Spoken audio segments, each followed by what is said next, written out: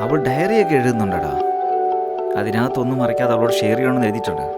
ഇപ്പം ഞാനല്ലാതെ വേറെ ആരെങ്കിലും ഈ കാര്യം അവളോട് പറഞ്ഞാലോ? നിനക്ക് മനസ്സിലായിട്ടില്ല. ഞാൻ നിനക്ക് ഡെമോ കാണിച്ചു തരാം. ലാപ്ടോപ്പോ? അങ്ങനെ അത് തന്നെയാടാ ഹാർട്ട് ബീറ്റ്.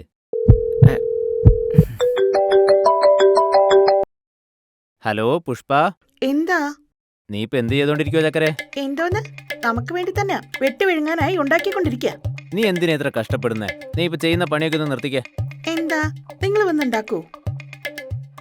അത് പിന്നെ ചക്കരെ, നമുക്ക് രണ്ടുപേർക്കും ഇന്ന് താര കിച്ചണിൽ പോയിട്ട് ഭക്ഷണം കഴിച്ചാലോ? താരാ കിച്ചണോ? അവിടെ കിട്ടുന്ന ബിസ്മില്ലാബാത്തിന് വേണ്ടിയല്ലേ? നീ എന്താ ഈ പറയുന്നേ? ഓർമ്മയില്ലേ 8 ജൂൺ 2020 നീ നിന്റെ എക്സ് താരയ്ക്ക് അവിടെ നിന്ന് കിട്ടിയ ബിസ്മില്ലാബാത്ത് ചൂട് കുറയ്ക്കാനായി ഫൂ ഫൂ ഊതി കൊടുത്തതൊക്കെ മറന്നുപോയോ നീ?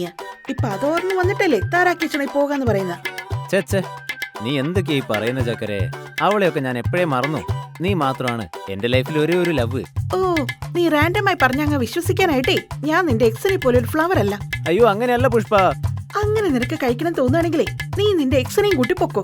എന്നിട്ട് വീണ്ടും ഓർഡർ ചെയ്ത് ഉഫ് ഉഫ് ഊതിക്കൊണ്ട് കഴിച്ചോ. ഞാൻ വരുന്നില്ല. പുഷ്പ പുഷ്പ പുഷ്പ